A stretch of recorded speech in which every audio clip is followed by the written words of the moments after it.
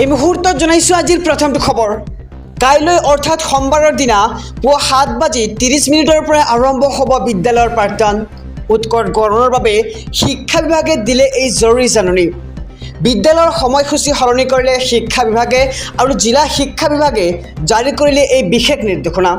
5খন জিলাত পাঠদানৰ সময় সলনি কৰিলে এইবাৰ শিক্ষা বিভাগে।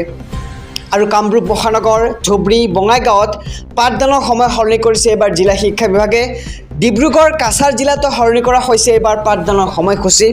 আৰু গৰমৰ বাবে ৰাতিপুৱা 7:30 বজাৰ পৰা আৰম্ভ হ'ব পাঠদান আৰু 12:30 অন্ত পৰিব বিদ্যালয়ৰ পাঠদান কাৰ্যসূচী। আৰু সকলো শ্ৰেণীকোঠাতে চলি থাকিব লাগিব ফেন আৰু বিদ্যুৎ কৰ্তন হ'লে বিকল্প ব্যৱস্থা কৰিব লাগিব কৰ্তৃপক্ষই। আৰু আজিৰ দিনটোত তাপমাত্ৰা সৰ্বাধিক 40 ডিগ্ৰী চেলছিয়াছ দেখিবলৈ পোৱা গৈছে আৰু কেইবাখনো চহৰত তাপমাত্ৰা আছিল 38 পৰা 40 ডিগ্ৰী চেলছিয়াছ।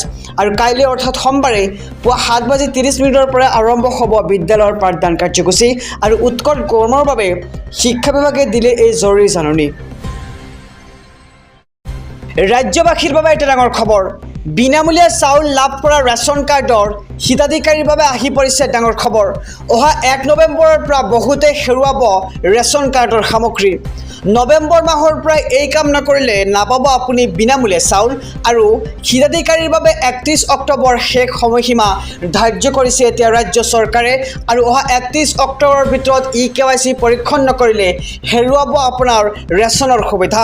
কেন্দ্ৰীয় চৰকাৰে ৰেচনৰ হিতাধিকাৰীৰ বাবে জাৰি কৰিছে নতুন নিৰ্দেশনা।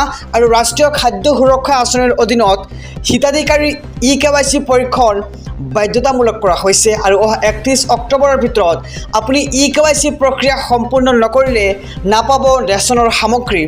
আৰু আপুনি প্ৰয়োজনত চৰকাৰে বাতিল কৰিব ৰেচন কাৰ্ডৰ সকলো সুবিধা। আৰু যোগ্য হিতাধিকাৰীকে ৰেচন কাৰ্ডৰ সুবিধা প্ৰদানৰ লক্ষ্যৰে এইবাৰ চৰকাৰৰ এই ডাঙৰ পদক্ষেপ।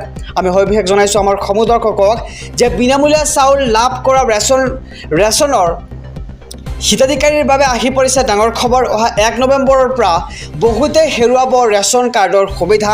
আৰু নৱেম্বৰ মাহৰ পৰা এই কাম নকৰিলে নাপাব আপুনি বিনামূলীয়া চাউল।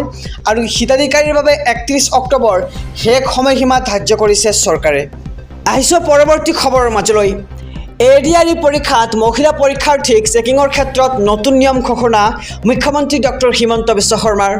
ADRE পৰীক্ষাত মহিলা পৰীক্ষাৰ্থীৰ পৰা চেকিঙৰ বাবে ল'ব লাগিব এতিয়া অনুমতি। আৰু চেকিঙৰ বাবে মহিলা পৰীক্ষাৰ্থীয়ে অনুমতি নিদিলে অন্য কক্ষত অনুষ্ঠিত হ'ব পৰীক্ষা। আৰু অধিক কটকটীয়া নিৰাপত্তা বেষ্টনীৰ মাজত এইবাৰ অনুষ্ঠিত হ'ব ADRE পৰীক্ষা। আৰু মুখ্যমন্ত্ৰী ডক্টৰ হিমন্ত বিশ্ব শৰ্মাই এই সন্দৰ্ভত কৰিছে এক নতুন ঘোষণা বা ডাঙৰ ঘোষণা। আৰু ADRE পৰীক্ষাত মহিলা পৰীক্ষাৰ্থীক চেকিঙৰ ক্ষেত্ৰত নতুন নিয়ম ঘোষণা কৰিছে মুখ্যমন্ত্ৰীয়ে। ADRE পৰীক্ষাত মহিলা পৰীক্ষাৰ্থীৰ পৰা চেকিঙৰ বাবে ল'ব লাগিব এতিয়া অনুমতি।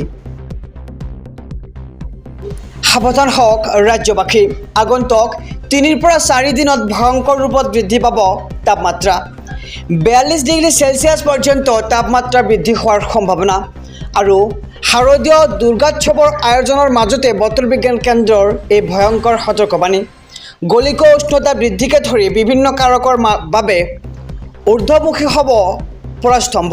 আৰু জুন জুলাইৰ গৰমৰ অভিলেখ অতিক্ৰম কৰি এইবাৰ ছেপ্টেম্বৰ মাহতো উৎকট গৰম দেখিবলৈ পোৱা গৈছে। আৰু ৰাজ্যজুৰি গ্ৰীষ্ম প্ৰবাহ আৰু প্ৰখৰ ৰ'দৰ বাবে বিপৰ্যস্ত জনজীৱন। আৰু আগন্তুক 5 দিনত 4 পৰা 5 ডিগ্ৰী চেলছিয়াছ পৰ্যন্ত বৃদ্ধি পাব তাপমাত্ৰা আৰু অব্যাহত থাকিব গ্ৰীষ্ম প্ৰবাহ। আৰু ৰাজ্যবাসীক সাৱধানে থকাৰ আহ্বান বতৰ বিজ্ঞান কেন্দ্ৰৰ।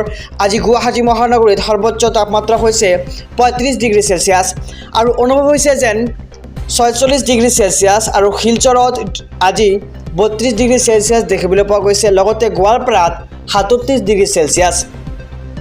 লগতে ইফালে গোলাঘাটত 30 ডিগ্ৰী চেলছিয়াছ আৰু যোৰহাটত 36 ডিগ্ৰী চেলছিয়াছ। লগতে উত্তৰ লখিমপুৰত 35 ডিগ্ৰী চেলছিয়াছ। আৰু আপোনাৰ অঞ্চলত আজি কিমান সৰ্বোচ্চ তাপমাত্ৰা সবিশেষ জনাওক কমেণ্ট বক্সত।